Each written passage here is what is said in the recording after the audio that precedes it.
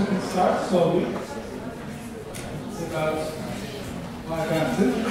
Some people are coming, but I have a couple of lines to tell about Sam. Sam was my first graduate school, my graduate school life, 95.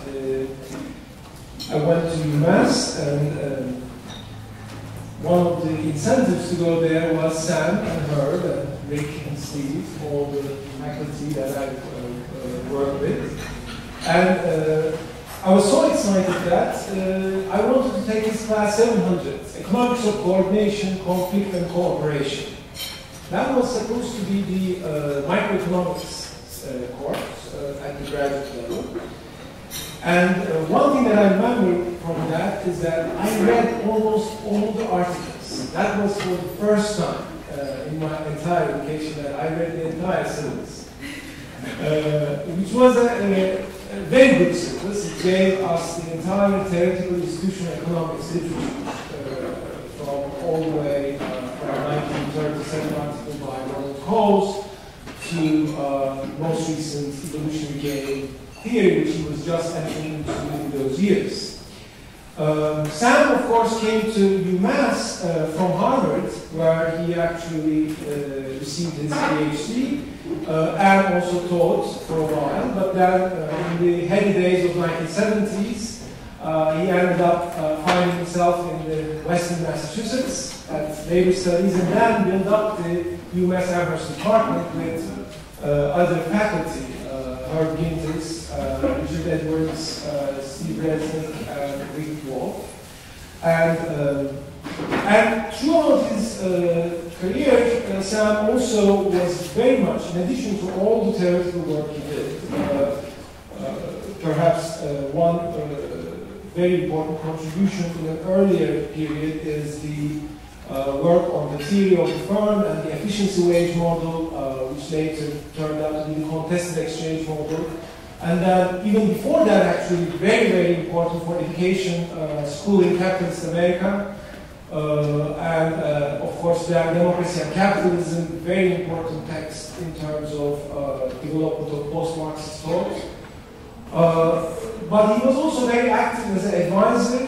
He was advisor to Martin Luther King as a young scholar, and then also Kennedy, John F. Kennedy, and then later on, I remember he talking about going to Cuba to help them think about planning, and then he also was an advisor to Nelson Mandela during the transition from the apartheid regime to the Republic of South Africa. He is now an emeritus professor from UMass Amherst, but University of Massachusetts Amherst, but now teaching at University of Siena in Italy and Santa Fe Institute. And his work has actually developed into evolutionary game theory, experimental economics, behavioral economics, and combining various, what he calls, if I'm not mistaken, theoretical institutional economics. And this is this talk, Technology, Institutions, and the Dynamics of Wealth Inequality in the very long run, is with Mattia Focassato, I guess. A collaborative work, but Sam also has been very prolific in terms of working with his colleagues, his students. He's a research node, if you like, in that aspect, in theoretical institutional economics. And I would like to thank for the organization of this event, which is a part of the 150th year of our university, for the economics department, and Chibita for financial support, and in particular Tuna Arta for really doing the groundwork for organizing this event. And that you invite Sam to deliver his lecture. Thank you.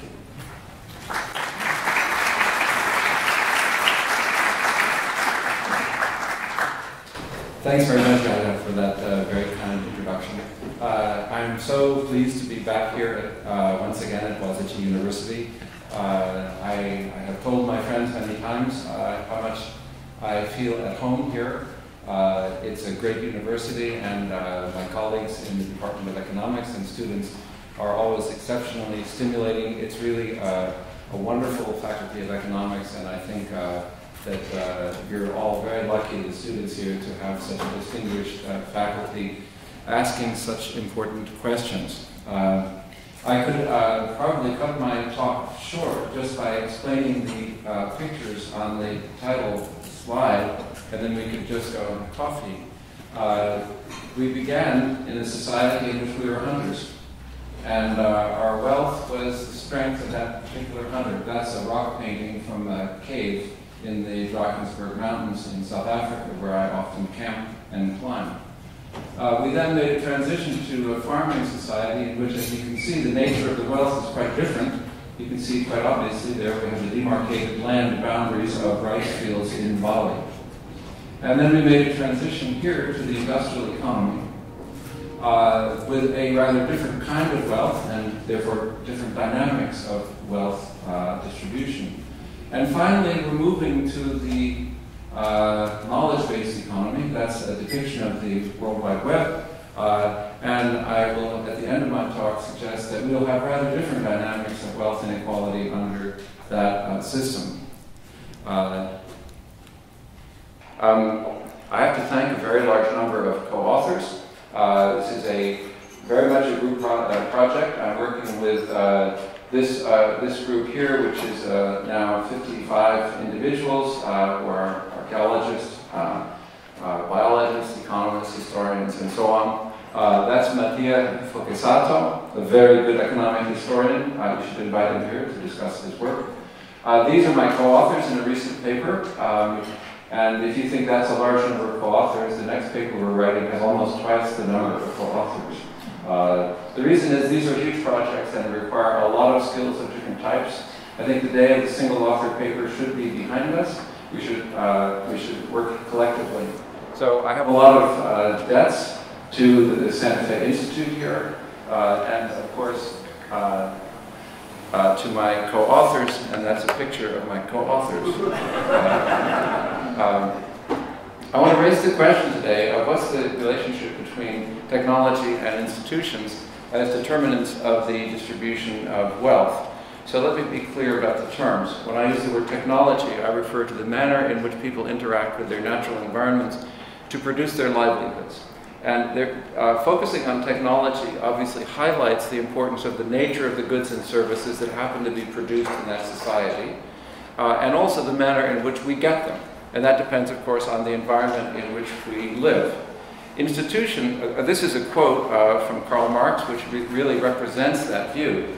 The hand mill gives you society with the feudal lord, the steam mill society with the industrial capitalist. And the idea here is that there's a certain kind of technology, and then there's a one-to-one mapping from the technology to the kind of social structure. Institutions, by contrast, and differentiating them from technologies, are the manner in which people relate to one another in producing and distributing their livelihoods, and I mean including reproduction, biological reproduction. And a focus on institutions, therefore, highlights the importance of political influences on wealth inequality, because particularly we think that there are political reasons why some societies have some institutions and others other ones. Here's a quote which I think represents that other view, written almost in the same year that Marx wrote what he said. Knaves will tell you that it's because you have no property, that is, because you have no property, you are unrepresented. But I will tell you on the contrary, it is because you are unrepresented that you have no property. In other words, the political distribution of rights, being unrepresented, is the reason why they're poor, not the other way around. That was one of the Chartist leaders who was arguing for the inclusion of the working class in England in the vote. Contrasting views. Now, of course, these views are not mutually exclusive. For example, you could have an emphasis on the environment and consider the Nile Valley as a very circumscribed environment, which made it possible for whoever controlled the valley to coerce others because you couldn't leave because leaving was sure death. There's a theory about coercive states and how they arise because of environments that are so-called circumscribed. It's also, and in the other direction, probably true, that if you have egalitarian institutions of a particular kind, for example, without private property, or if you have a convention that you hunt and look for wild species, and when you catch them or find them, you consume them at that point among everyone involved, well, that kind of property right would be very unfavorable towards the introduction of a new technology, namely farming. So in that case, in the second case here, you would have the institutions was really driving the technology, because until you change the institution of common sharing, it would be quite unlikely that anybody would ever plant a crop in the ground, because he or she couldn't expect to benefit from it. Now, while there are these cases of interacting effects, I think it's safe to say that there are kind of schools of thought, and some people kind of come down in one area and they stress technology, and other people would stress institutions. In biology, for example, behavioral ecologists stress the environment and the interaction of the genetic structure of an animal, humans, and others with the environment. In economics, the Walrasian tradition, so-called neoclassical tradition, is also, in a sense, a technology determinant school, because we look at the marginal product of various factors of production, and that's determined by the production function, as was stressed by Solow and others. Or you could even have Samuelson in the 50s saying, it doesn't make any difference in this model if the owner hires the worker or if the workers hire the owner. That means that basically the only thing that matters is the production function, that is the recipe for producing goods, not who's in control of the firm. Well, that's basically a technology view.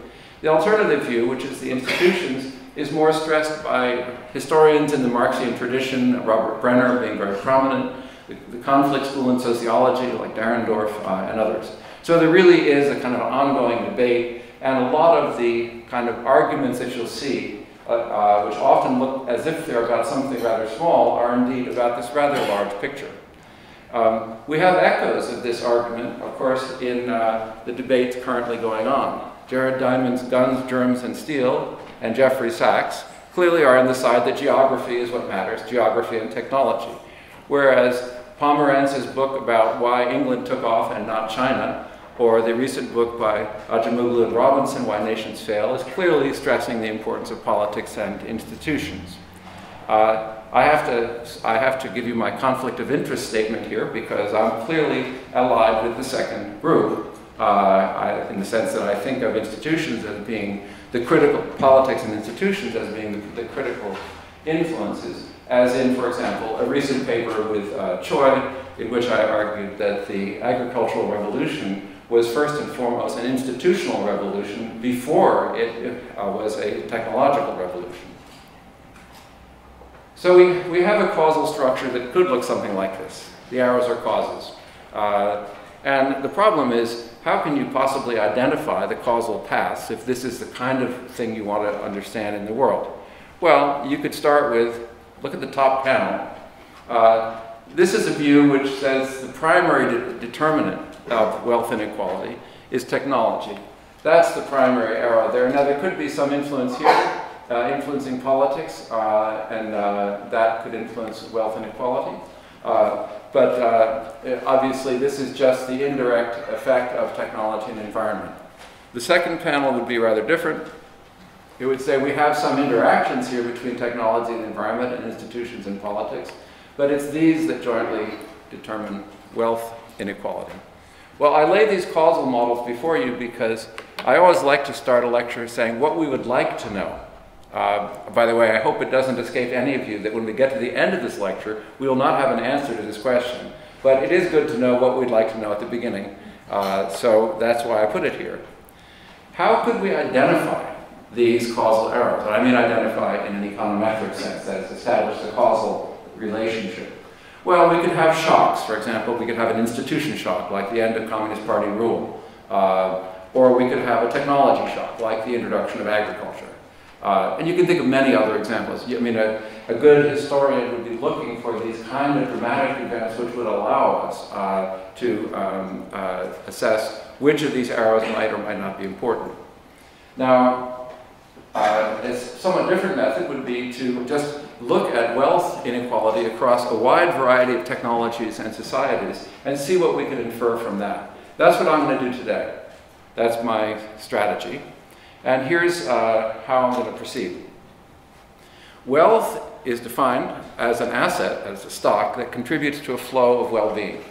It doesn't matter what the well-being is, it's what the person cares about. In some societies, it might be having a lot of kids. In another society, it might be having a lot of cars. What matters is what people care about. I'm going to distinguish between three types of wealth. There's material, somatic, which is human, and relational. The reason why I use the term somatic wealth is because that's a term used by biologists, and it has to do with the structure of our physical being as well as the things that are in our head and so on. Relational, you'll see, has to do with such things as who you're connected to, network structure. Now, mathematically, you can, I'll save you the details, but you can write down an expression for the inequality in wealth, and you can decompose that mathematically into three determinants, or sets of determinants. The first is, how unequal is each kind of wealth? Somatic, material, and relational. The second is, are the types of wealth correlated? Are those with a lot of material wealth also those that are big and strong, for example? Or are they uncorrelated? And thirdly, how important is each type of wealth? Is material wealth very important or unimportant in society? And what I'm going to do here today is I'm going to focus on the first and the third. And the reason is I just haven't yet gotten to doing the second. We have in our data sets sufficient information to do it. It's just that it's a very large project, as I say, involving a very large number of data sets, and I haven't done it yet. Now, all three of these determinants are affected both by technology and institutions. But as we go along, I'll try to suggest ways in which it looks like either one or the other is probably doing the causal work. And here's a preview of what I intend to do.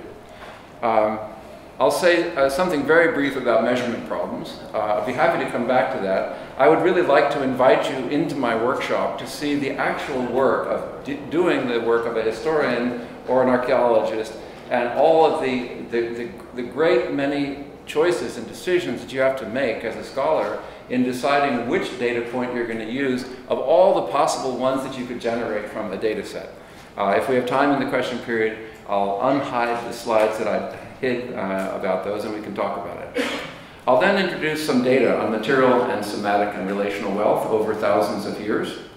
I'll then ask what accounts for the differences in the degree of inequality of each type of wealth. Why are some types a lot more unequal typically than others?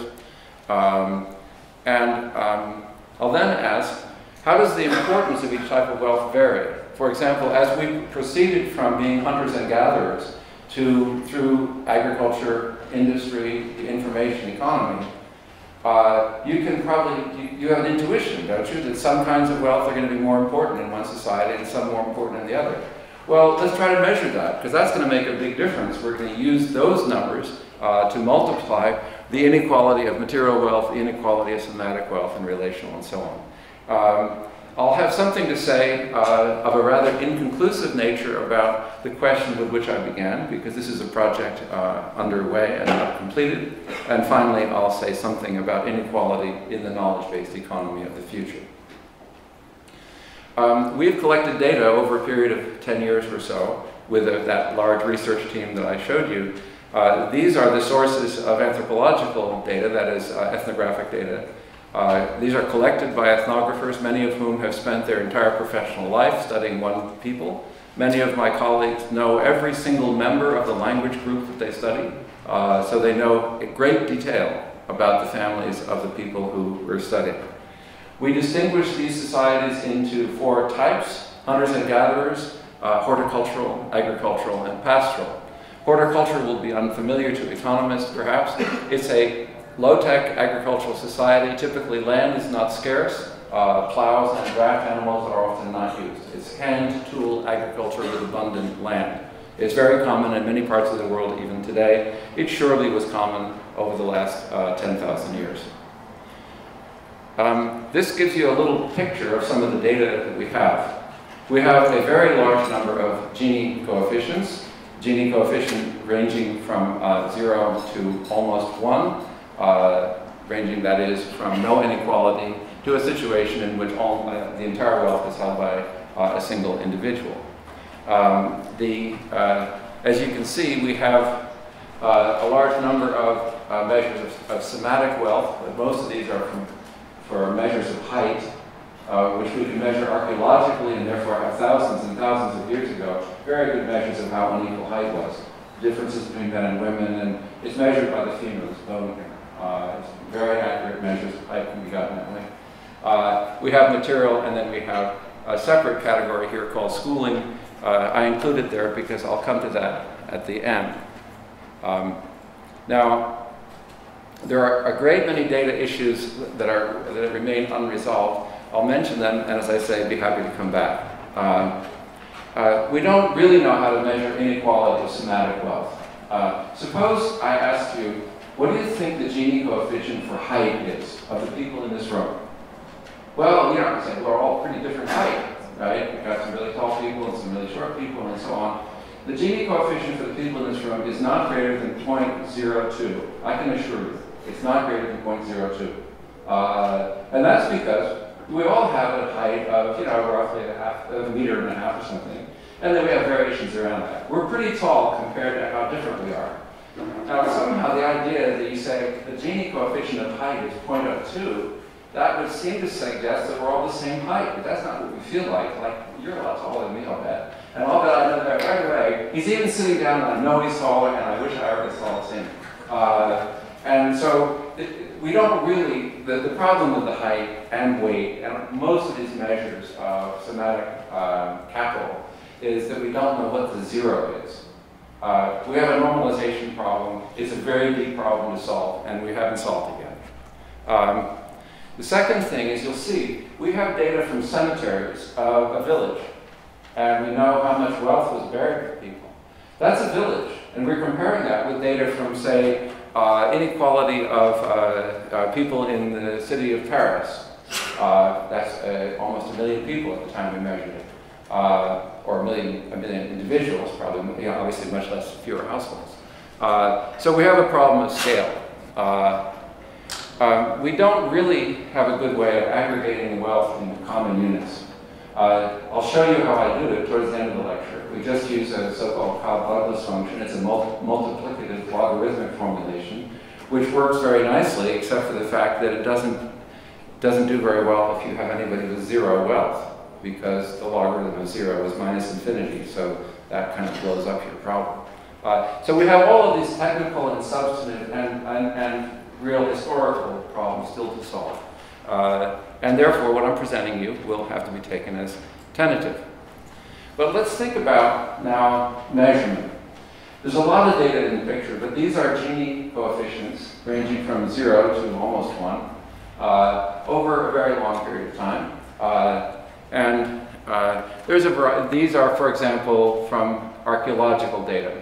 Almost all this is archaeological data. Almost all the rest of these are from things like land records or counts of the number of livestock somebody owns, and wills, probate, and so on. This group here is circled because in these societies here there are slaves, and typically, or landless people. And landless people are not counted in the Gini coefficient for land.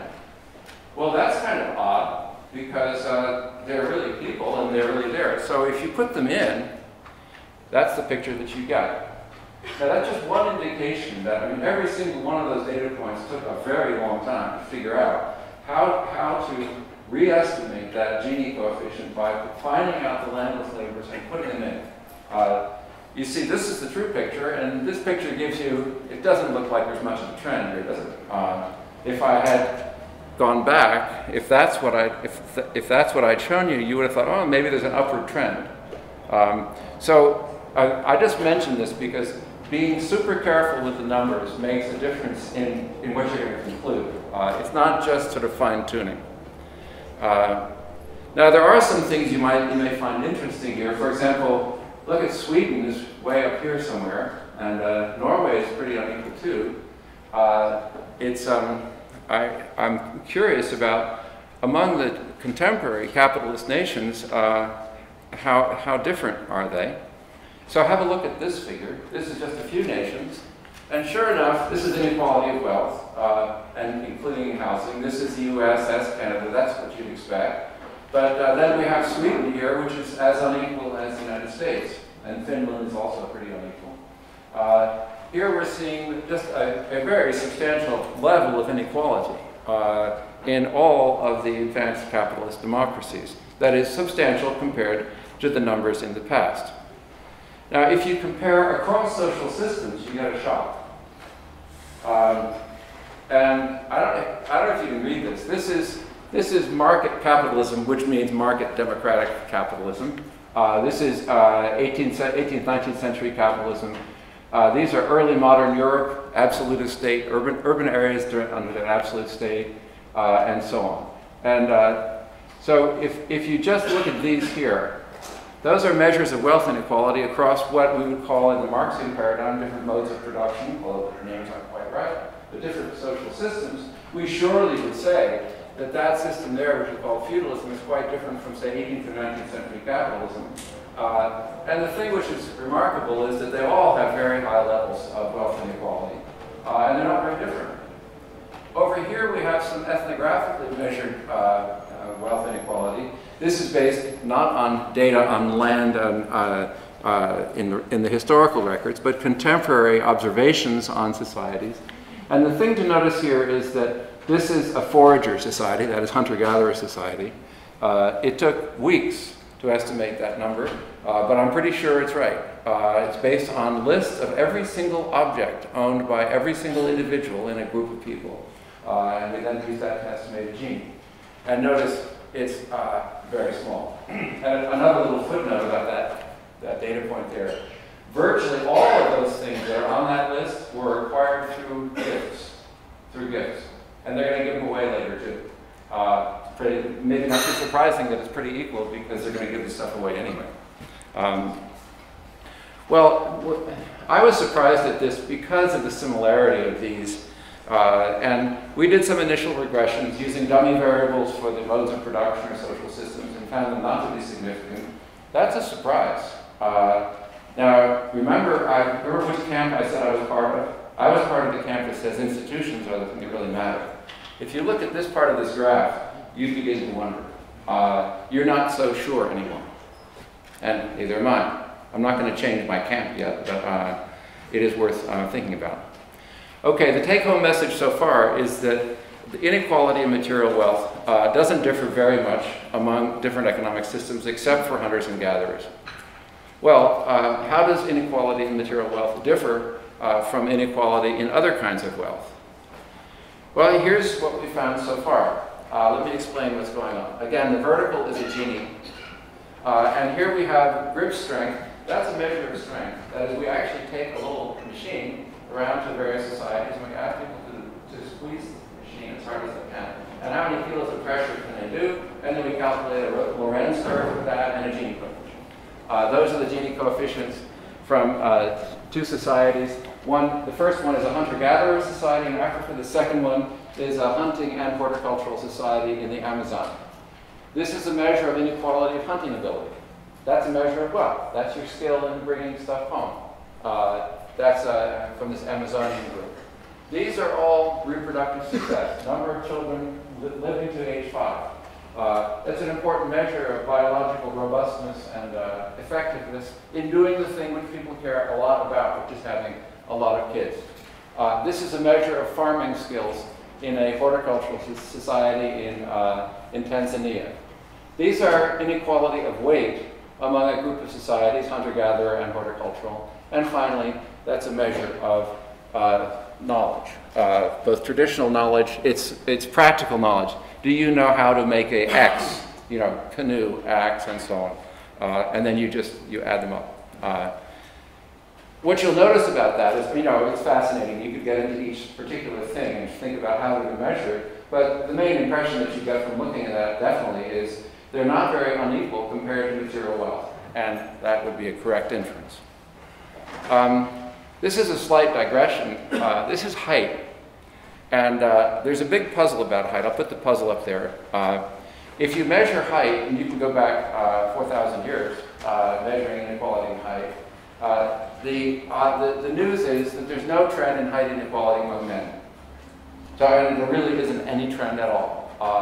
Now that's surprising because height inequality, and particularly stunted growth, is a good measure of poverty in children. So you'd expect that over some period of time, in some economic system, there should have been a situation in which there would be less inequality among men. There's also no change in the level of inequality between men and women, which of course is also a little surprising because when you think of the general rise in the status of women over a long historical period, you would think that the deprivation of girl kids from having enough food, which we know is the case in many societies, that would have accounted for a lot of inequality between men and women in the past, but not in the present. Now, what we do see is a decline in inequality of height among women. And it's, as you can see, it's a rather strong trend. The T statistic is 3, so it's probably there. Now, I leave that to you to think about why that might be. But before you try to explain what you see on the screen, whatever the explanation is, it should be consistent with the other 2 facts on the screen, which is we don't see trends in inequality in height between men and women and among men. I don't know what the answer is. It's something that obviously we need to work on. Let's look at relational wealth. Relational wealth is who you know, or your relationships with others. That's Paul Hooper. He's my co-director of a new project on the relationship between network structure and inequality. These are, as it says, these are Gini coefficients on the degree. An individual's degree in a network is how many people he or she is immediately connected to. So if I have 5 friends, my degree is 5. And we again do a Gini coefficient for degree.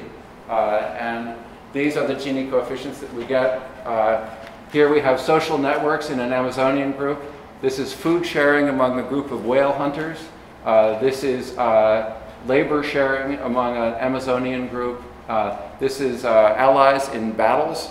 And this is sharing meat, and so on. That's cattle partners in a group in Africa. So you can think a lot about what's wrong with that. Probably we shouldn't be looking at the number of ties that you have, but rather, are you central to all the ties? Are you the one who's between everybody else? So we should be looking at measures of what a network theory is called centrality, like betweenness and so on. That's what we're doing now, and I honestly don't know what we'll find out. But certainly, what I would say so far is that inequality in somatic and relational wealth is much less than inequality of material wealth, again, excepting hunters and gatherers. Now, we might ask, why is that? Why is it that material wealth is so different from the other kinds? And I think we have an answer to that. Well, sorry, we have an answer to that, but I'm sure it's not the whole answer. But it's a nice answer, but it's just not the whole thing. So here's the hypothesis, and I'll connect this to the future also. Wealth inequality varies with the extent to which wealth is passed from one generation to the next. And you can see why that would be the case. Suppose in every generation, there's something that generates some inequality. I'm ill for a long time, I have bad genetic luck, or I lost a number of cows because of sickness or theft, or something, or good or bad shocks. Then there are going to be those inequalities will be present in that society. But the inequalities of my parents' society will also be there because I inherited their wealth, and my grandparents and my great-grandparents. The extent to which the wealth is passed on from one generation to the next gives a prediction for the amount of inequality that you'll have in any generation because it accumulates over time. There's a very simple mathematical model. It's in a couple of the papers that you can easily find on my webpage. It's a very cool model. If you like doing simple 2-equation models, go for it. You really have a good time with it. It's a lot simpler than your problem sets, I'm sure. Or it's a lot simpler than any problem set that I ever gave anyway. Now, we would like to measure the degree of intergenerational transmission by type of class of wealth. For example, if you know the number, suppose you know how big and strong a dad was and how many cows he had. And then you wanted to predict the same things in the son or the daughter. Which one do you think you could predict better with? Cows. You can surely predict the number of cows the son has pretty well. And you cannot predict how big the son's going to be.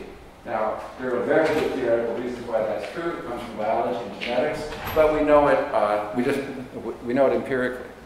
But we estimate this beta, which is a second concept, second to the Gini, which the beta is the percent difference in a child's adult wealth associated with a 1% difference in parental wealth. So to those of you who are in economics, it's the elasticity of the son's wealth with respect to the dad's wealth. And we've been able to estimate that for a very large number of wealth, all the kinds of wealth you've seen, things like grip strength and hunting ability and number of cows and so on. We estimate those coefficients, and I'll show you what we found out. Now, the importance of every wealth class, material, somatic, and relational, it varies across different production systems, hunter-gatherer, horticultural, pastoral, agricultural, and so on.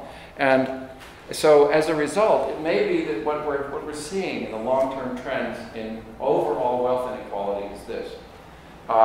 We started in a society 20 or 100,000 years ago in which the kind of wealth that we had was relational and somatic. Hunter-gatherers depend on networks, and they depend on things which we would call somatic wealth. They didn't depend on material wealth. They were highly egalitarian societies compared to what came afterwards. We passed into a society in which material wealth became very important. It could be inherited, and therefore could be passed on. So inequalities accumulate over time, and so therefore we had a period of 10,000 years or 5,000 years of rather substantial inequality. And then, of course, the question is, what's the future of inequality in the knowledge-based economy? And I'll ask you to entertain the interesting idea that the knowledge-based economy is more like a hunter-gatherer economy. It's more like a hunter-gatherer economy because what really matters is your networks and your somatic wealth. You don't need much more than a pencil or at least a laptop. You don't need $200,000 worth of industrial equipment, which is the average amount of capital an American worker works with to go to work. So that's where this argument is going. But I want to go back to the data and show you what we did. Now, how are we going to estimate this beta? Is that a hard thing to estimate? It turns out, well, there are some interesting, he's one of the key guys who got the data. You'll see his picture. Remember the name Kaplan, he's coming up. So, how do you get rid of these things?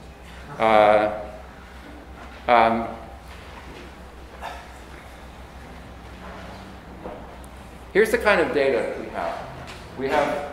We have data on mom's status and data on the daughter's status. We have it for both sexes. And sometimes we average them, sometimes we don't. And each point is a mom and a daughter. The empty ones are ones whose moms died before the daughters grew up.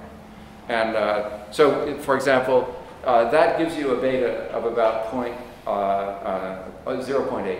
That's a very high level of transmission.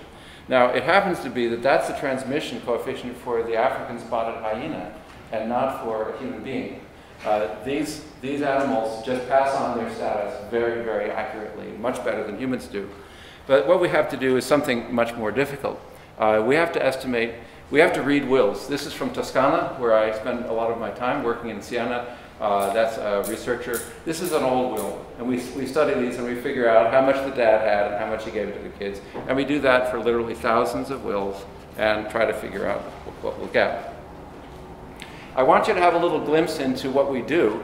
The econometrics, you see, is not very complicated. This is a particular group of people, a tribe called the Datoga in Africa. And this is their livestock. This is the dad's livestock. That's the son's livestock. This is the dad's reproductive success. That's the son's. And what you'll notice here is two things. That the top line is pretty steep. It's got a beta of probably 0.3, and the bottom line is essentially 0. So why is it? That's what I meant. Cows do get passed on. And things like biological things don't get passed on very much. Now, it would be a wonderful, I wish I had more time, because people here probably think that things that are genetically transmitted will be passed on rather faithfully. That's a false understanding of genetics. It's something on which I do biology as kind of a side thing. It's very important to understand that just because something is genetically passed on does not mean there's going to be a strong resemblance between dads and kids. And that's what we observed. Our attempt was then to try to use facts like this and that to say something about how inequality might evolve when society moves from things in which biology is more important to things in which material wealth is more important. That's Kaplan. Remember the guy who's trying to email me. Let's think about our ancestors. The guy with the arrow, that's a monkey arrow, is what it's called, and that's the Ache people in Paraguay, among which we've studied very intently. What does it mean to be wealthy if you're a member of the Ache tribe in Paraguay? Well, you've got what are called consumption smoothing networks. You don't always get something. And so you've got to have some way of eating even if you weren't successful in that. And that's usually done by eating in common. I mean, literally eating all together. And whatever people bring in. And it's particularly true of meat and honey and things that come with large packages of calories. Your stature and your health are, of course, very important. These are incredibly demanding lives physically. Personality and language skills are very important because these are groups that make decisions by discussion. They don't have states, they don't have heads, they don't have chiefs. They have conversations. And it's very important to get your way in a conversation. If you want to go east instead of west, well, if you are the guy who knows how to be persuasive, that's important. Very important is hunting and gathering is probably the most cognitively demanding economic system that the world has ever known. That is, these hunters and gatherers have to have an immense amount of knowledge in order to live. And that's not the case in a modern industrial society. You do not have to have an immense amount of knowledge. In fact, compared to hunters and gatherers, we have to know almost, a very small part of things. I've given you some examples of what it is they have to know. They have to know about every single one of these species. And guess what? The animals are trying to not get eaten. It's a complicated problem. But the important thing about the wealth of a hunter and gatherer is that none of these things are transmittable across time exclusively to one's kids. Even knowledge about hunting, you can give that to your kid, but the problem is as soon as the kid uses the knowledge, he broadcasts it to everybody else. So there's no way to privatize the wealth of a hunter-gatherer society. Here's an example from Polly Wiesner's work. This is a consumption smoothing network of a single person. This is a San person in southwestern Africa. This person lives in Hai here, and he goes on foot to all of these places in the course of 5 years, giving small gifts and receiving small gifts. That distance there is 200 kilometers on foot. Why does he do that? He does that in order to be welcome should things go wrong where he's from. That's their insurance system. And so this particular person, by the way, doesn't have a particularly high level of wealth. This would be typical. That's a form of their wealth. Polly Wiesner has documented all of those ties, all of those trips. So you won't be surprised then if you look at the summary here. These are the beta. Remember what beta is. It's the effect of parental wealth on the kid's wealth. This is a group of hunters. They're Hadza people in East Africa. These are San people that you just saw, the ones that Wiesner studied. I hunted with these guys, and don't worry, we didn't kill anything. By the way, that's the way it usually works when you hunt. I don't know if people here have ever hunted, but when you hunt, mostly you don't get anything. That's why they have insurance systems, by the way. It's not because they're Buddhists. This is the estimate of the importance of intergenerational transmission. And as you can see, this is hunting ability, social network, reproductive success, group strength, and so on. That's not significantly different from zero. And you can see, things aren't really transmitted very much. Now if we turn to other kinds of wealth, you'll see quite a different story. The picture at the top is fishers in the Columbia River in North America.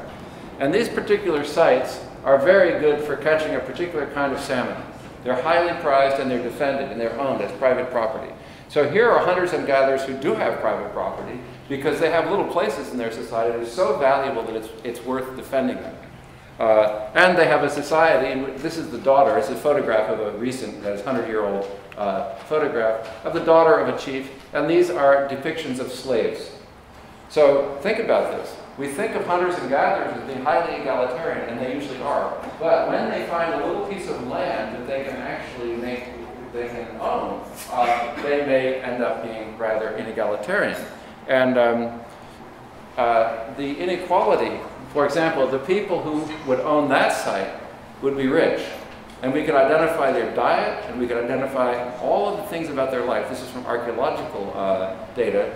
And the people who had to fish from the side of the river would have an entirely different diet. And those differences went on for thousands of years, because we can date what they were eating for thousands of years in a particular house. Now, of course, every time I see some data on something like this is what people are buried with. This is called grave wealth. This is wealth that you put in the burial. And this is one of these tribes in the Columbia River area. Notice this is the Lorenz curve. Almost half the population were buried with no wealth. Wealth is quite unequally distributed, and if you calculate the Gini coefficient for this wealth for that particular tribe, it's 0.7. And I think you understand that 0.7 is a wealth inequality of 0.7 is much larger than Turkey's Gini coefficient. It's more like South Africa or some world-class unequal country. But let's look at this. This is the Columbia River. That's where these guys are. This is all archaeological data. And this is the distribution of genes. So notice, these are all doing the same thing. They all have the same technology. And you have vast differences in how unequal their grades are. Now, why is that? Well, there's one possibility, which is just noise in the measurement. These are small samples, and we can't exclude the fact that we're just getting noise. But it also could be that these people here have a slightly different social structure, and they don't let the big guys really get too much. We don't know. It's an interesting hypothesis, and we'll have to find out more. We've also done a lot of research on cattle-rearing societies or goat-rearing societies. That's Monique Borgerhoff-Mulder, who's my co-director of the overall overarching project at the Santa Fe Institute. This is the total rival wealth. This is the number of surviving children. We look at these data, endlessly. We do a lot of very simple things, scatter plots. We look at them and we see, is there anything odd there? Do we find anything? We look at all the distributions and we come up with a number. Now, these are the coefficients that we estimate for agricultural societies, that is not hunters and gatherers. And you'll see these are quite different. These are camels, these are cows, these are cows, land. And look at the size of the numbers. The beta coefficients are huge. Remember, beta is the slope of that line showing the effect of the dad's wealth on the son's wealth. So these are really quite substantial. So we're seeing a differentiation of societies now by the extent to which wealth is passed on. Now, just for your comparison, that's the Aceh guy in Paraguay. Here's an agricultural society in which you can see that the land is demarcated, and here are the comparisons. If we compare across these societies, the ones that we've looked at so far, here we have the horticultural and the hunter-gatherer, and here we have the pastoral and the agricultural. The blue is the regression coefficient, that is the slope of the line showing the effect of the dad's wealth on the son's wealth, and this light color thing here is the Gini. Well, I think you can see that there are really two categories of societies here. These are egalitarian ones, and these are not. These are about as unequal as the United States, and these are about as equal as Denmark or Finland. And so this is a quite extraordinary level of inequality, equality rather.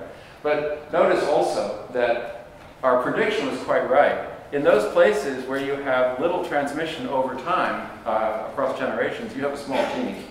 So the fact that the betas are small is one of the reasons why the Ginis are small, or to put it in English, the reason why we have a little wealth inequality in these societies here is because whatever it is that wealth is not passed on from the parents to the kids, or it's not passed on very much. I'm going to come back to this, because I think this is where we came from. Then a lot of societies took up agriculture, but they didn't become unequal. And then some did, and then we could add industry, and we could add the last part of the story.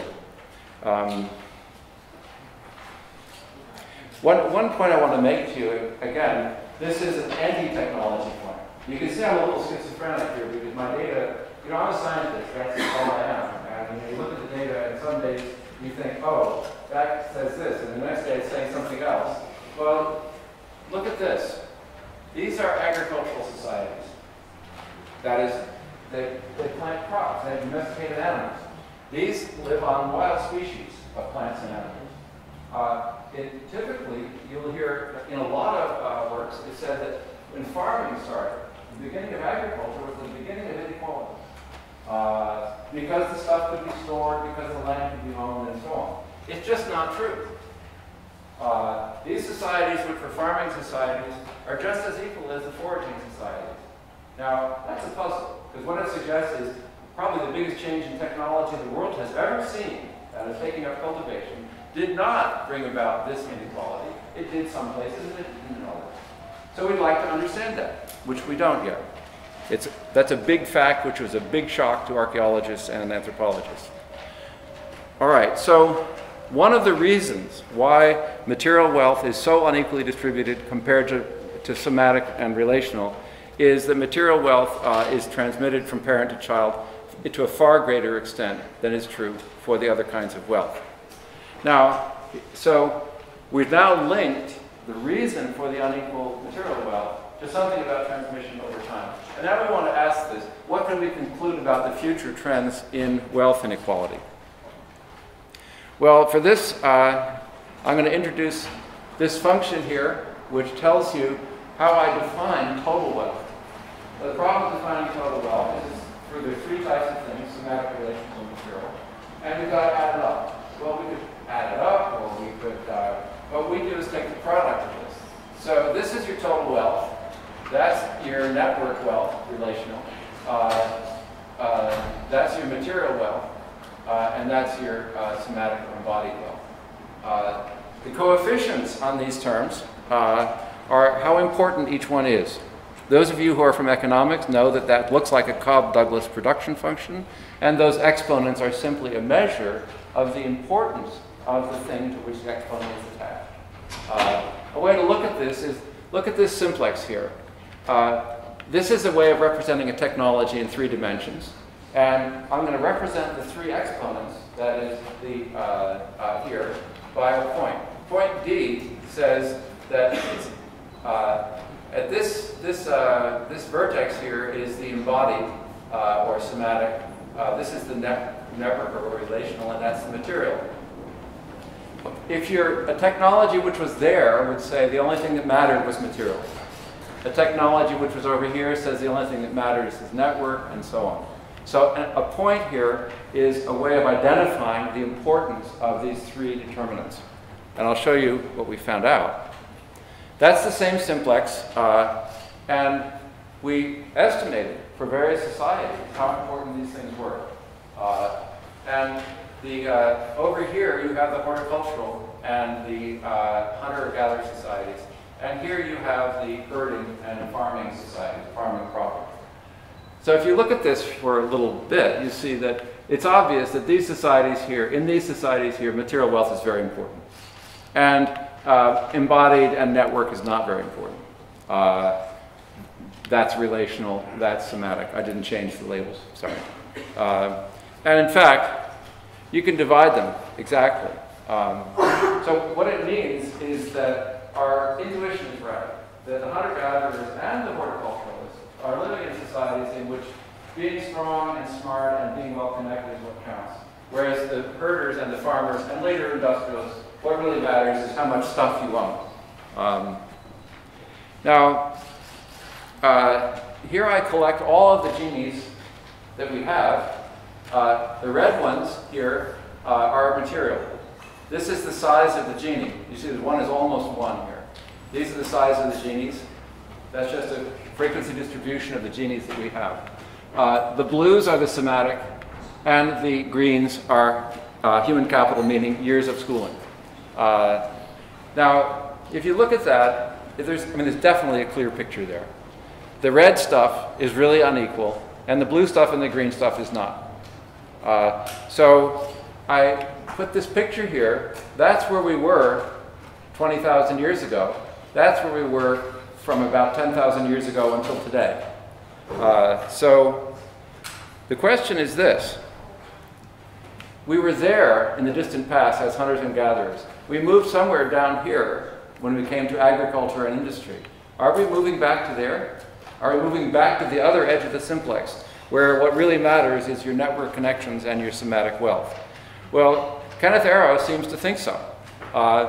He says, information, the basis of the new economy, information is a fugitive resource. Now, fugitive, by the way, I'll remind you, fugitive means it runs away. It runs away, just like the kudu or the giraffe or the zebra you're trying to catch. Information looks just like the resource of a hunter-gatherer economy. And he says, we are beginning to face the contradictions between the systems of private property and of information acquisition and dissemination. So notice, he's saying something very important. Arrow is saying, we're going to see a contradiction between our institutions, private property on the one hand, and our technology, namely information. They're going to collide. And of course, what Arrow predicts, he wrote this 12 years ago, is that we're going to have to change our institutions. Now, the emergence of a service-based and knowledge-based economy, a so-called weightless economy, that's what it's termed. It's weightless because you can't hold it in your hands, and therefore you probably can't really own it either. This weightless economy could greatly reduce the importance of material wealth. It would therefore reduce the transmission of wealth across time, and therefore it would allow for greater wealth equality. So that's a possibility for the information-based economy, because it will certainly involve a reduction in the main form of wealth, which is unequally held. Now, whether or not this occurs will depend on politics. It doesn't depend on technology. I'll give you a couple of examples. This figure you already saw, the unequal proper farming societies and the more equal hunting and gathering and horticultural societies. Well, because we have a lot of data, we can distinguish whether or not these data points here are explained by the fact that wealth is not material in those societies, or is it that these societies distribute everything more equally? So those are two possible explanations, right? That these guys here are unequal because of the importance of material wealth. That's one hypothesis. Or these guys are here because they distribute things unequally, whatever it is. And conveniently, although this is again preliminary, about half the difference is associated with the difference in technology, the difference in the importance of material wealth. And the other half is due to the fact that these guys here, they distribute everything equally, whether it's material or not. You saw, remember the code people who had a list of all the items, the Gini coefficient of 0.2. That's the only group that was distributing material stuff equally. They just don't allow wealth inequality to happen. I'll give you another example. The individual you see there and the cattle are of the Tandroy people in Madagascar. You've seen that the herding people are very unequal. They can be very unequal. The Tandroy people also, in the course of a generation, will generate a fair amount of inequality. When a lead member of the society dies, has lots of cattle, as is common among herding people, they have a funeral, of course, and they have a feast in which the entire community is invited. And what do you think they eat at the feast? They eat the cows of the guy who died. And how long do you think the feast continues? Until they're, no. Depends how many cows. Until they're all gone. Until they're all gone. They eat up the entire herd. And it just goes on and on and on, and then it's gone. Right? Now, the reason why I put the page number there is because some of you won't believe this. So go look it up. That's what they do. Now think about this. This is a 100% inheritance tax. Except, it gets better. The family, the immediate family of the deceased are not allowed to eat the meat of the feast. They have to eat other stuff throughout that whole period. So, I mean, that is, now, the Tandor, I think, that if the dad or the granddad who died weren't treated this way, it would be a horrible, it'd be really unethical, and it wouldn't be good for him, and probably he wouldn't go to heaven or something. The Tangroid do not describe what they're doing as equalizing the income distribution. I think they would be quite amused to hear that it's a 100% inheritance tax. But they have done that for many, many years and many generations. And what it means is that economy's inequality is rebooted every year, back to zero. And what it means is, despite the fact that they're a pastoral society, they have very low levels of inequality. Now, this suggests that inequality may be considered a policy, something that you can either do or not. Now remember, I said in one of those graphs that the unequal societies, the farming and herding ones, were more like USA, and the very equal ones were more like Denmark. Let's come back to the question of technology institutions. Denmark and the United States have the same technology. There are no technological differences between those two countries.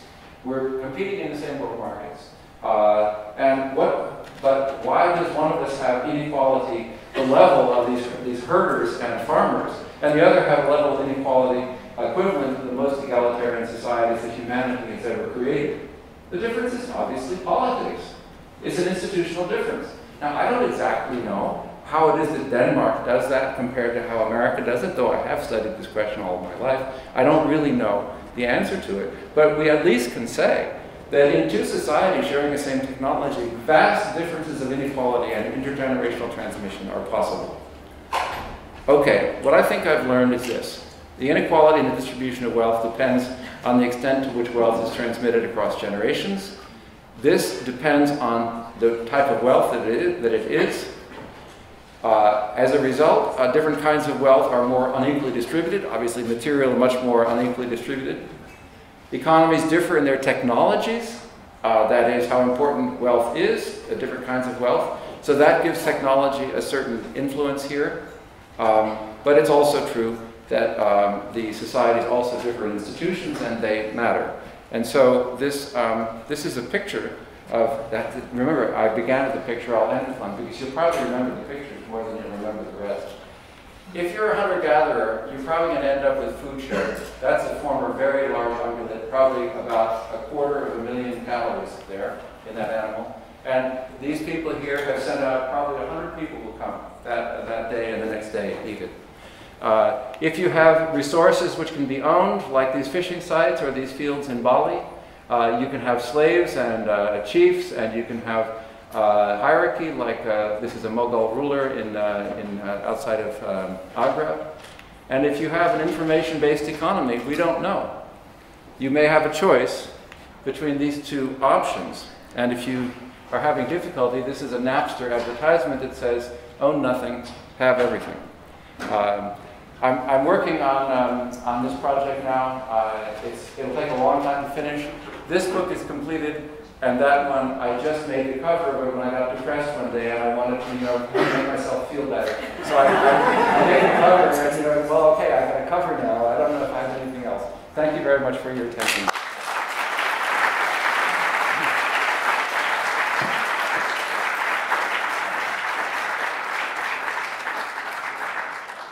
Now, we have plenty of time for comments or questions. Do you want to call on people, Yahya, or should I? Okay.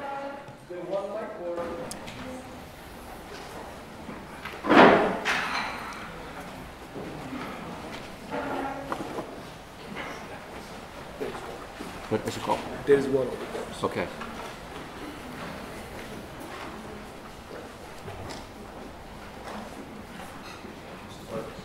You mentioned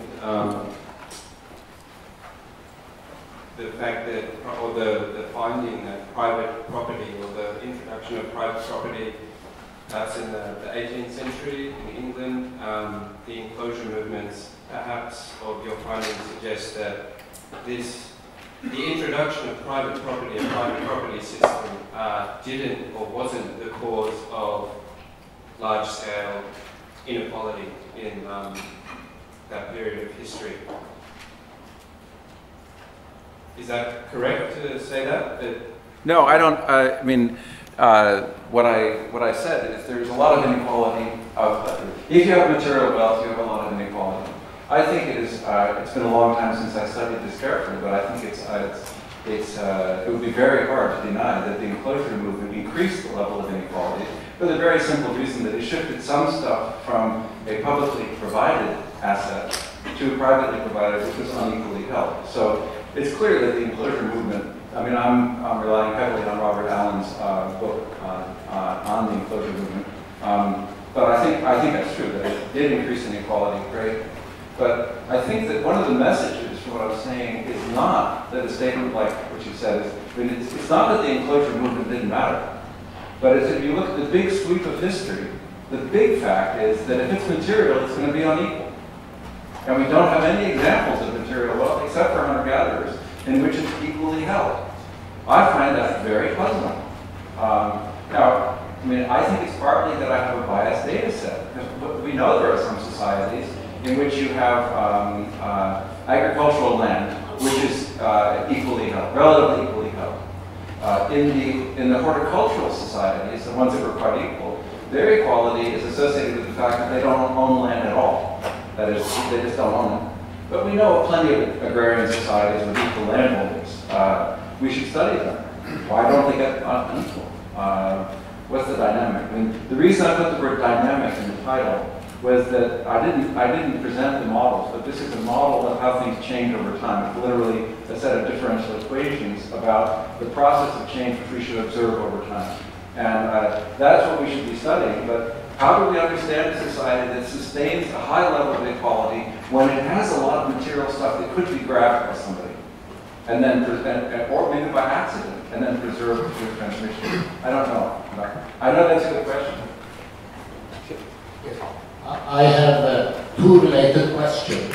The first one is that when you were talking about types of societies, I think you have decided to ignore one type of society somewhere there in the industrial society era. Let's say this is the society envisaged by Marx, socialist society, and perhaps its application as a Soviet economy. It seems to me that one can fit that in this, at least the vision or the objective into your schema, even though you did not mention it. What would be your interpretation of that kind of society in your terms? Well, you know, I hesitate to answer your... Professor Promote has asked me a question, and I'm a little hesitant to answer the question because I know he's thought about this question more than I have. And knowing his work extremely well and being a great admirer of his scholarship, I think what I would do is I'd ask him to say the answer. But I'll try, but I'd like you to try too.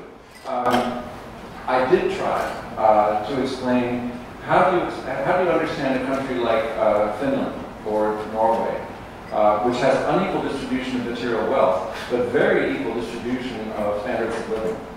Now, I think that's an interesting question. What is it that every Swede or every Norwegian has? It's not wealth, but it's the right to a whole lot of things that your life depends on that you get because you're a citizen. You just get it because of membership. So I think there's a theory of inequality called the membership theory of inequality, associated with the name Stephen Durloff. It's a very interesting idea, which is that group membership can be the basis of a claim, like a property right. And you claim things because you're a member. Now that's how hunter-gatherers work. I think that's how the Swedes or the Nordic society works. And it may be that that would explain a lot of the communist-ruled countries in the past, because the distribution of income in those countries, or living standards, was markedly more equal than what came after. And yet, by any realistic sense, the control of the material wealth was extremely centralized.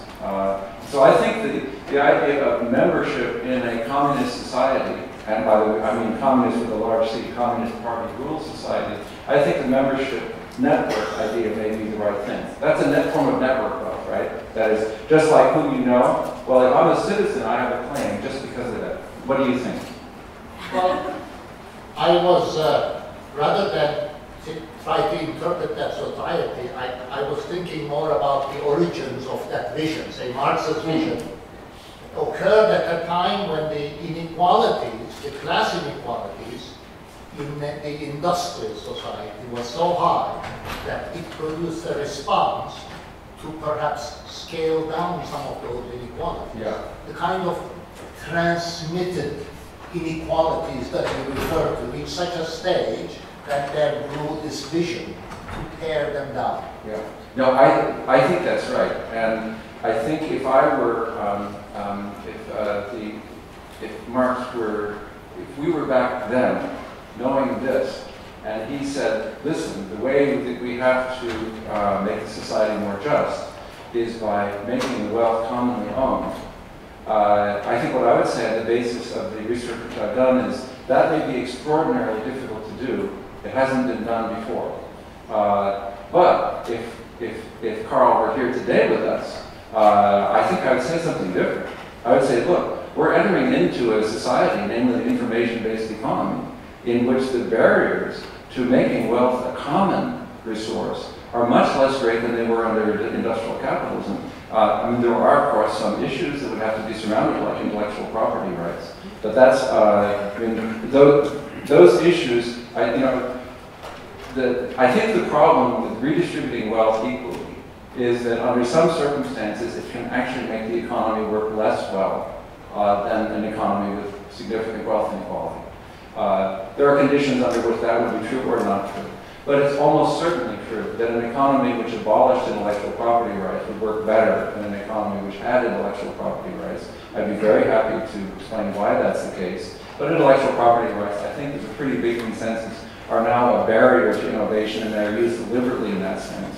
So I think that maybe the Marxian vision, or Marx's vision, might have some more relevance in the knowledge-based economy, or fewer barriers than it would have confronted under industrial capitalism. May I ask a related question? This is, it seemed to me when you were discussing these categories of different types of societies, obviously there's technological change from one to the other. But you didn't tell us how that technological change occurred from one to another, whether that was inevitable or whether that might have been a function of power relations, institutional change and so on. So that you didn't tell us really whether this technological progress was inevitable or it could have gone some other way. Okay, that's a great question, and that's something I am trying to figure out. That is, why did some places not get agriculture? It's this new technology. There are places in the world that are perfect places for having farming, like California, like the Western Cape in Southern Africa, like virtually the entire coastline except the west coast of Australia. And in those places, hunters and gatherers persisted right up until European contact 300 years ago.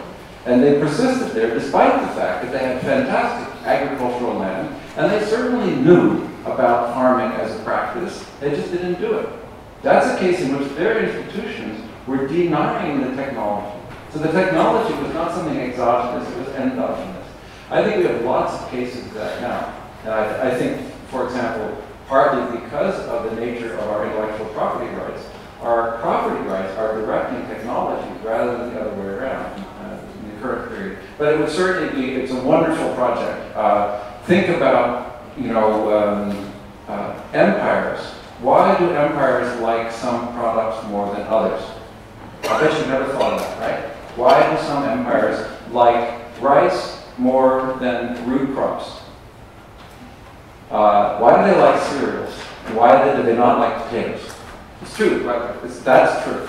They always want the farmers to grow cereal and things like that. And they hate root crops. Why?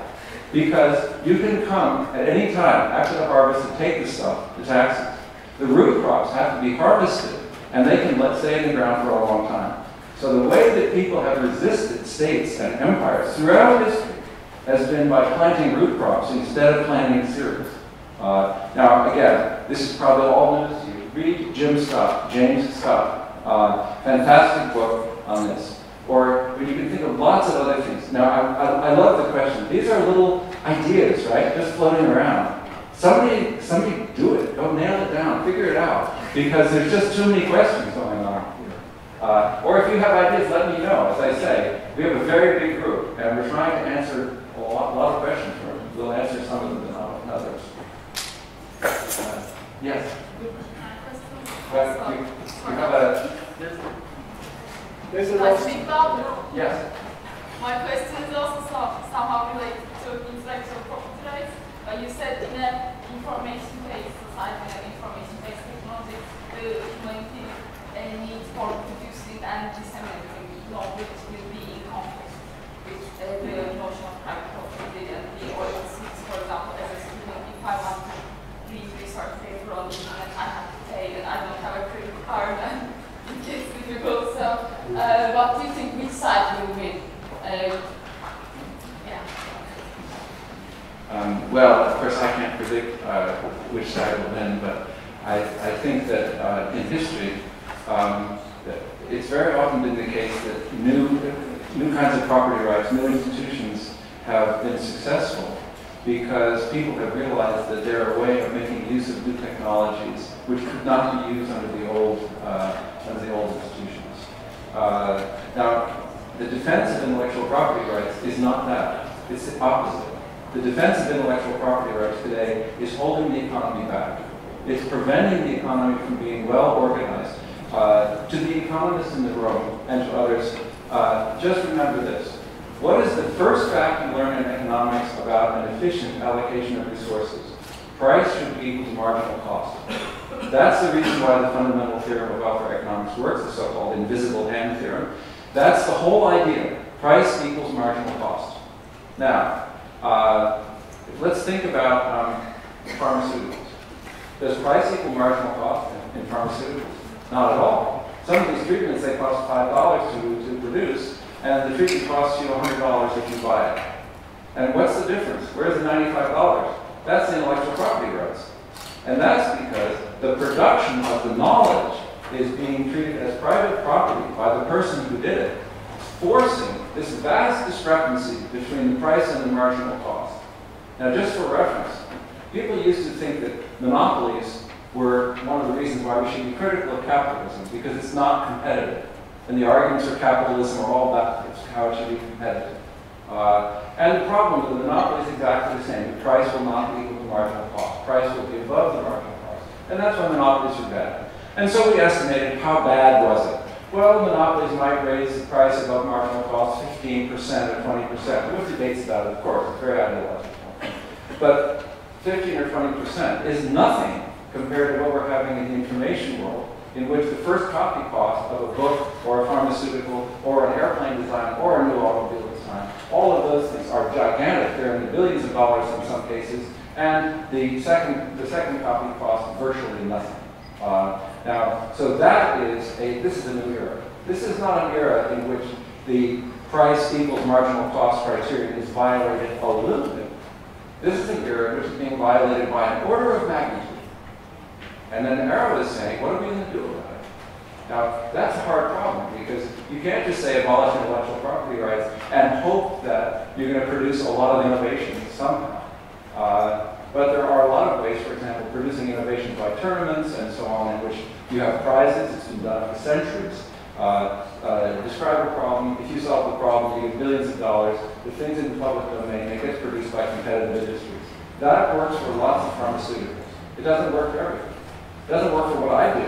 Nobody would ever design a prize for what I do, because, I mean, how could you ever say what I do? I don't know what I'm doing. That's obvious. So I wouldn't know how to compete for a prize, because then I would already know what I do. You know what I mean? So it doesn't work for everything. Sam, there is actually a line.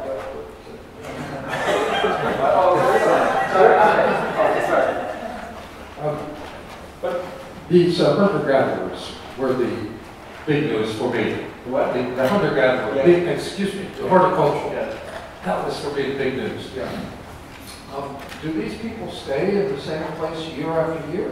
Yes. By and large, they're sedentary. They live in places where land is abundant, and land is typically not owned. They own animals and they own the stores that they have. And land is often allocated by a chief or a headman. And often you clear your own land, often with the help of neighbors. And then sometimes you clear different plots. It's practiced very widely in West Africa, in the Amazon, in some parts of New Guinea, and so on. Hi, Sam. I guess my question or comment is a bit preempted by the discussion you had with Professor Komu. But I was just wondering what your thoughts are on the reverse link between wealth inequality and the choice of institutions and technology. Because not only does inequality give rise to certain visions, such as Marxist, but also to revolutions or more kind of protective institutions from the side of the society in the Polanyian sense. So it's just a comment. Yeah, I think I should. By the way, it's one of my great pleasures to, as I look around the room, see a number of people from the University of Massachusetts. It's great to have some of my former students from actually many different places, also University of Siena. Professor Bolts, thank you very much for a very illuminating presentation. My question would be related to this information technology and how it is reducing this variability in wealth. Now, you're saying material wealth is being transmitted, therefore it leads to a variation. But in our information technology age, maybe information technology is generating or helping the production of new wealth, speeding up production of wealth. And at the same time, as you mentioned, it is reducing barriers. Actually, what you said is coming very close to what Friedman argues in the satellite world. IT technology is flattening opportunities. So more people are having opportunity, creating wealth faster. So that's how maybe the unequal distribution is getting equalized. Not because of redistribution of wealth, but rather speedier generation of wealth. Thank you. When wealth is generated rapidly, it typically is generated in an uneven way. That is, somebody gets an idea, and in the information economy, if you have a new app, say you're a software engineer, and you have a new app that's really big, I mean, you and your company get super rich, and all the others don't. Now, others will catch up, and they'll do other things. But the initial impact of this speeding up could be to disequalize, just because the rents that the people get who are successful are so huge. But the other part of your point is certainly right. It has to do with the leveling out of these opportunities. But the important thing now is that whatever it is that made me a successful songwriter or a software engineer, whatever it is that led to me getting that hit tune or whatever it is my kids are not going to have it. It's very unlikely. So it's hard to see how the thing which accounts for my success in that economy could really benefit my kids very much. Now you may ask, well, what about the networks? Isn't that important?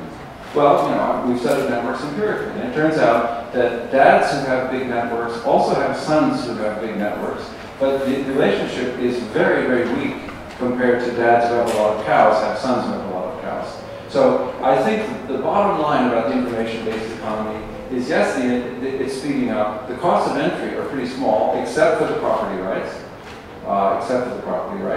And so I think this is an opportunity for a more egalitarian society.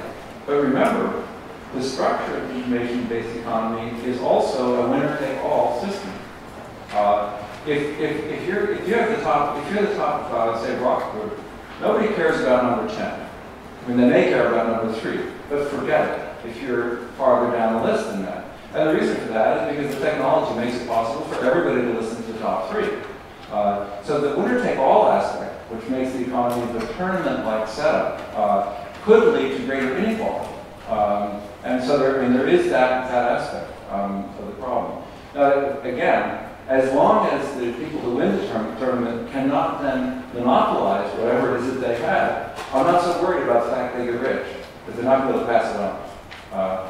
But anyway, we don't really understand. I mean, it's very hard for me to say here, oh, we're entering the information-based economy, and that gives us the opportunity for a more egalitarian society. And people say, Sam, what planet are you living on? Have you noticed that the United States, which is entering the information age, is becoming vastly unequal? Yes, of course. I'm talking about long-term trends. I'm not talking about the current era in which, of course, people of wealth have a lot of power in a lot of countries. These trends, if they are indeed trends, will take a long time to work out, and they're only going to work out politically. I mean, that's a part of the story. One more question. Yes. Actually, a lot of the arguments have been covered, but I still am fundamentally bothered by the intellectual architecture of the argument.